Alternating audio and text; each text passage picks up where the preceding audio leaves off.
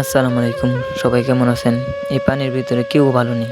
আমিও আপনাদের মতন ভালো নেই। অবশেষে আমাদের এলাকায়ও আপনাদের মতন পানি চলে আইছে। আর আমাদের এলাকাটা হচ্ছে সবথেকে নিচু এলাকা। আমাদের এখানে পানি আসলে ৩ থেকে ৪ দিন থাকে। আর এটাই ১ম দিন পানি।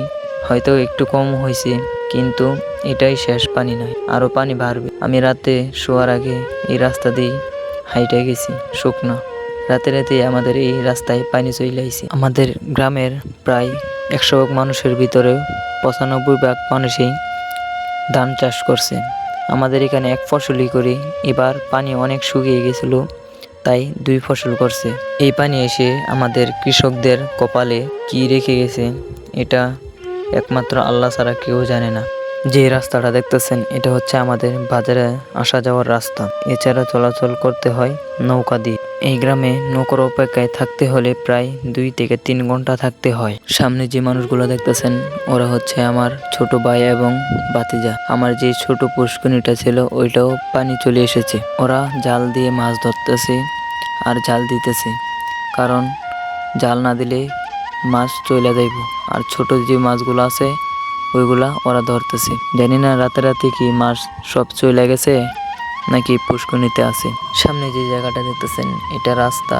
আর এর সামনে যে গাছ দেখতেছেন, এই গাছের ওইখানে ওটা হচ্ছে পুরান মাদ্রাসা ছিল আমাদের। এখন এটা পড়াই দুর্ভাগ্যবশত মাদ্রাসাটা ভেঙে গেছে, জানি না কি কারণে। তো সামনে যে জায়গাটা দেখতেছেন, এটা ধান ক্ষেত ছিল আমাদের এখানে। আমার এক দুলাভাই আসছে আশের ফার্ম নিয়ে। যারা আশের ফার্ম চিনেন তারা তো অবশ্যই আমার বাসা বুঝবেন যে আশের ফার্ম কি। দুলাভাই এখানে আসার ২-৩ মাস পরেই আমাদের এখানে পানি চলে আইছে। তো আশের ফার্ম রাখার সিস্টেমটা হচ্ছে, আমাদের এখানের যে জমিন আছে, ওই জমিনে পানি হালকা থাকা অবস্থায় আঁশ ছেড়ে দেয়। আঁশে শামুক এবং গুড়া মাছ খায়। তো ওই জায়গাগুলো টাকা দিয়ে রাখতে হয়। টাকা দিয়ে রাখার পর আঁশ ওইখানে ছাড়তে হয়। তো আমি আমার দুলাভের আঁশের ফার্মের এখানে চলে আইছি। আসার পর দেখি আঁশের অবস্থা খুবই সিরিয়াস। আঁশের যে গলা আছে, ওই গলাতে শুদ্ধ পানি চলে আইছে।